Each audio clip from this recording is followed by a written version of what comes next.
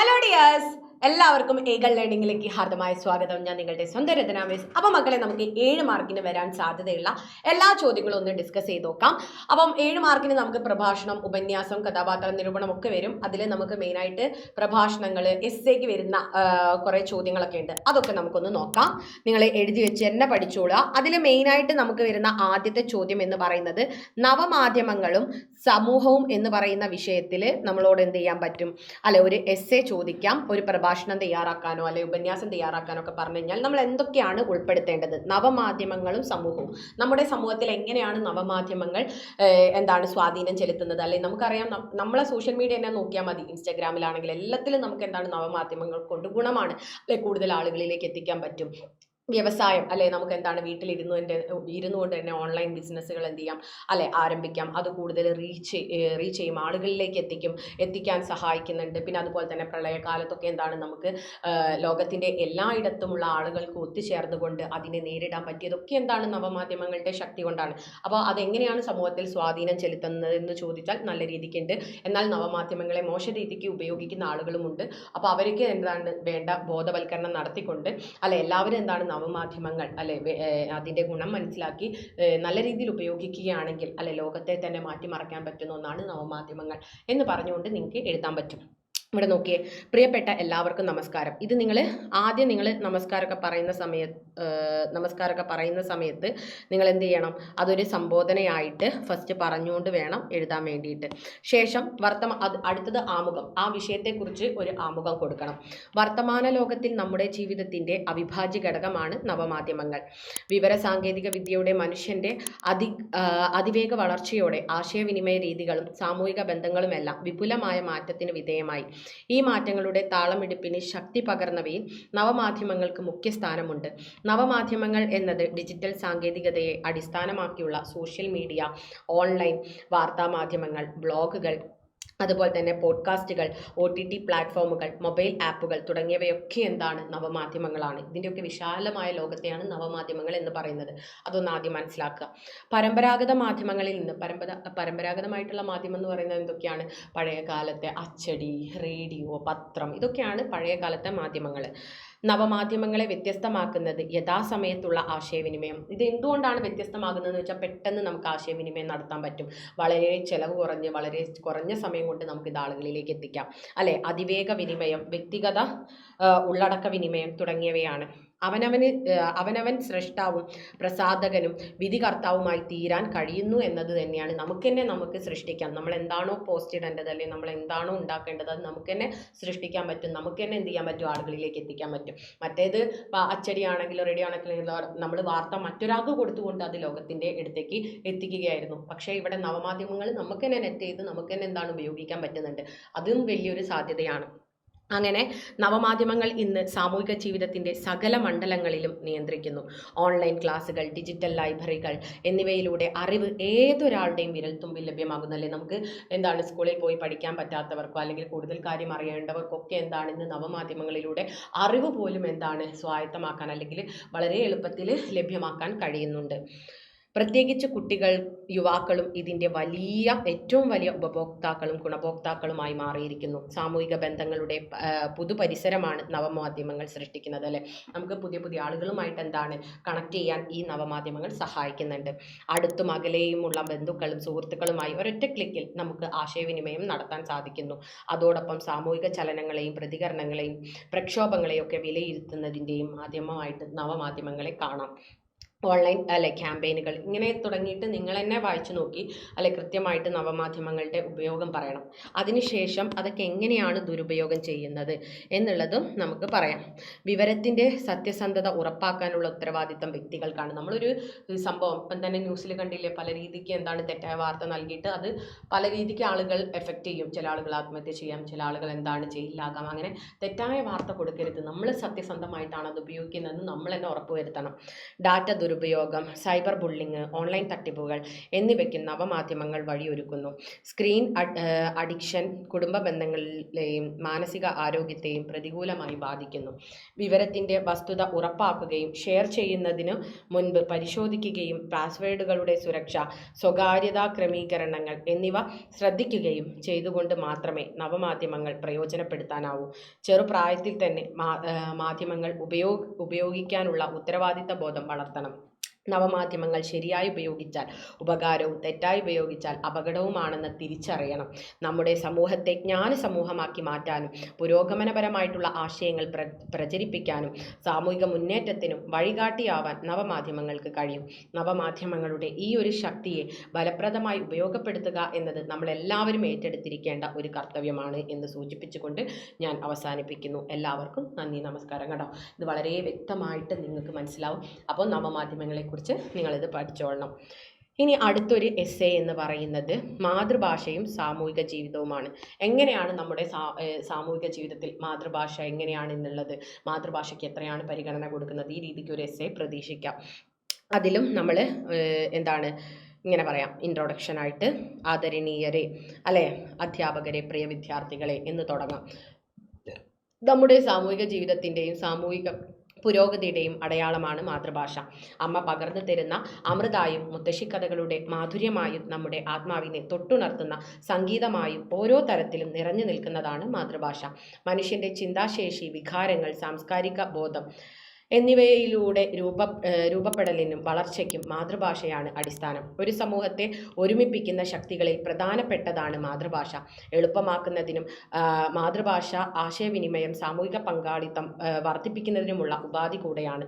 ഒരു സമൂഹത്തിൻ്റെ ചിന്ത, മൂല്യങ്ങൾ, ആചാരങ്ങൾ, ചരിത്രം എന്നിവയിലെല്ലാം ഒരു തലമുറയിൽ നിന്ന് അടുത്ത തലമുറയിലേക്ക് കൈമാറുന്നതിനും മാതൃഭാഷയിലൂടെയാണ്. മാതൃഭാഷയുടെ പ്രാധാന്യത്തെക്കുറിച്ചായിരിക്കണം ആദ്യം നിങ്ങൾ പറയേണ്ടത്.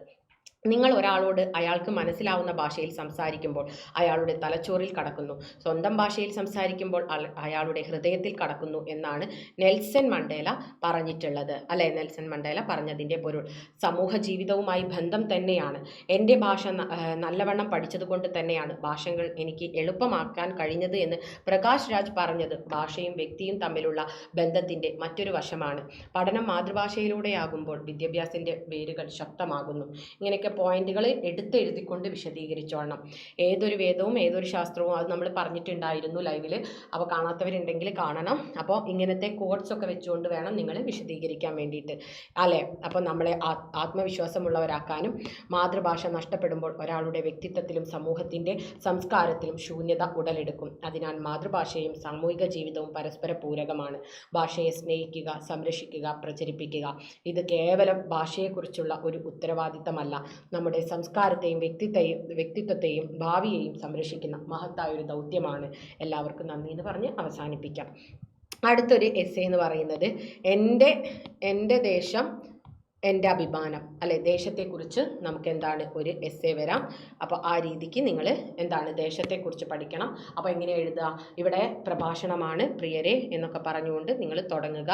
അതിനുശേഷം നമ്മൾ എന്ത് ചെയ്യണം? എന്താണ് വിഷയം? ദേശത്തെക്കുറിച്ചാണ്. ദേശത്തെക്കുറിച്ച് ഒരു ഇൻട്രൊഡക്ഷൻ ലൈവിൽ പറഞ്ഞു തന്നിട്ടുണ്ടായിരുന്നു, പഠിച്ചിട്ട് എഴുതിക്കൊള്ളണം. വ്യക്തിയെ രൂപപ്പെടുത്തുന്നതിൽ ദേശം നിർണായക പങ്ക് വഹിക്കുന്നു. ദേശത്തെക്കുറിച്ചുള്ള ഓർമ്മകളും അനുഭവങ്ങളും ജീവിത സഞ്ചാരത്തിലുടനീളം നമ്മെ പിന്തുടരുകയും ചെയ്യുന്നു.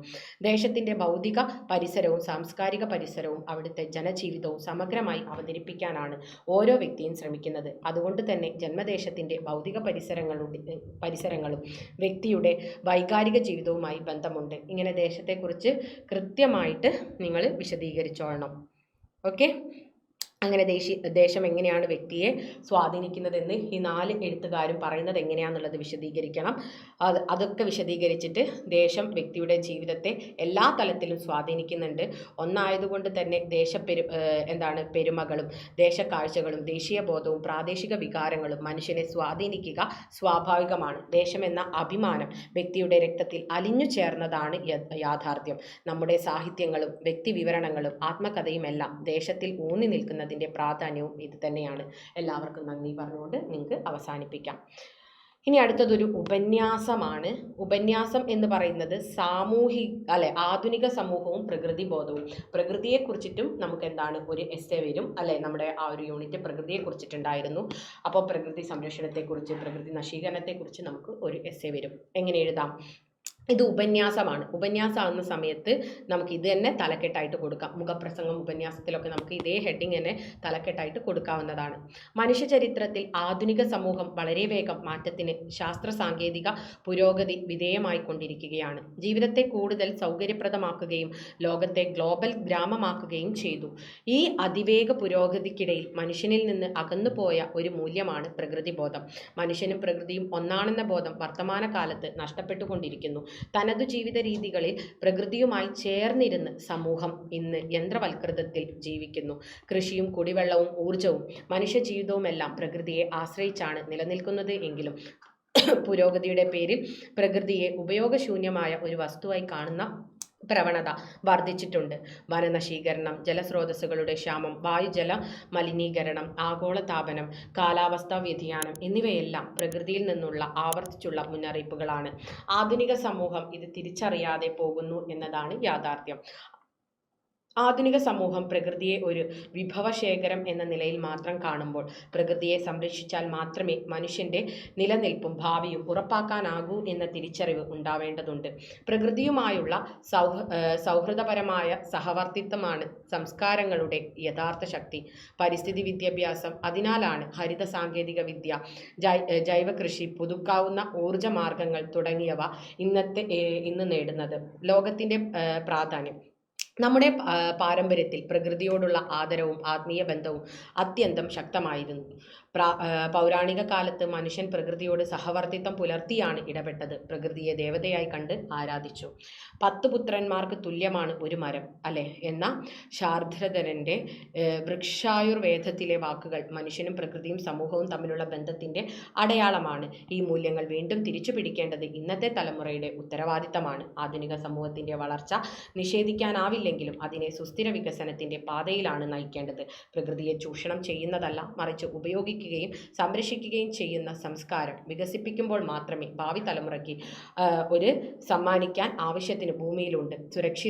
സുരക്ഷിത ഭൂമിയെ കഴിയൂ. നമ്മുടെ എന്താണ് ഉള്ളതെല്ലാം ഈ ഒരു അത്യാർത്തിക്കുള്ള തൊട്ടില്ലതാനും അല്ലെ. നമുക്കുള്ളതെല്ലാം ഉണ്ട്, എന്നാൽ അത്യാർത്തിക്കുള്ളത് ഒട്ടുമില്ല എന്നതാണ് പറയുന്നത് എന്ന ഗാന്ധി വചനം നാം തിരിച്ചറിയണം. വരും തലമുറയ്ക്ക് ഒരു ഹരിതഭൂമി സമ്മാനിക്കുക എന്നതാവട്ടെ നമ്മുടെ ലക്ഷ്യം.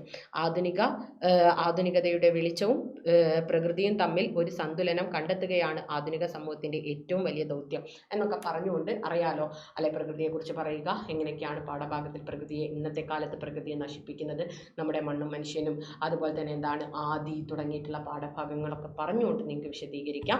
എന്നിട്ട് നമ്മൾ എങ്ങനെയാണ് വീണ്ടും ആ ഒരു പച്ചപ്പ് അല്ലെങ്കിൽ പ്രകൃതി സ്നേഹം തിരിച്ചു പിടിക്കേണ്ടത് എന്നുള്ളതിനെ കുറിച്ചുകൂടെ വിശദീകരിക്കുക. ഓക്കെ, ഇത്രയാണ് നമുക്ക് എസ്സേയിൽ നിന്ന് വരുന്ന ചോദ്യങ്ങൾ. ബാക്കി നമുക്ക് എന്ത് ചെയ്യാം, കഥാപാത്ര നിരൂപണം കൂടെ ഇനി എന്താണ് നമുക്ക് പറയാനുണ്ട്. നിങ്ങളെല്ലാവരും ഷോർട്ട് വീഡിയോയും കോണ്ടന്റ് വീഡിയോ ഒക്കെ കാണണം. അതിലൊക്കെ നമ്മൾ എന്താണ് ഓരോ ആശയങ്ങളും പറഞ്ഞിട്ടുണ്ട്. അതൊക്കെ നന്നായിട്ട് പഠിക്കണം. ലൈവ് കാണാത്തവർ ലൈവ് നന്നായിട്ട് കാണാം. ലൈവിലെല്ലാം നമ്മൾ ഡിസ്കസ് ചെയ്തിട്ടുണ്ട്. ഓരോ പാഠഭാഗത്ത് നിന്ന് വരുന്ന 1 മാർക്ക്, 3 മാർക്ക്, 5 മാർക്ക്, 7 മാർക്കൊക്കെ അതൊക്കെ നന്നായിട്ട് മക്കൾ പഠിക്കണം. ഓക്കെ, അപ്പോൾ നമുക്ക് എന്ത് ചെയ്യാം, മറ്റൊരു വീഡിയോയിൽ കാണാം. അപ്പോൾ എല്ലാവരും വീഡിയോ എന്ത് ചെയ്യണം, ലൈക്ക് ചെയ്യണം, നിങ്ങളുടെ കമൻറ്റ്സ് അറിയിക്കണം. അതുപോലെ തന്നെ മാക്സിമം നിങ്ങൾ ഫ്രണ്ട്സിലേക്ക് ഷെയർ ചെയ്യണം. നമ്മുടെ ചാനൽ സബ്സ്ക്രൈബ് ചെയ്തില്ലെങ്കിൽ സബ്സ്ക്രൈബ് ചെയ്യണം. അപ്പോൾ നമുക്ക് മറ്റൊരു വീഡിയോയിൽ കാണാം. അതുവരെ ടാറ്റാ.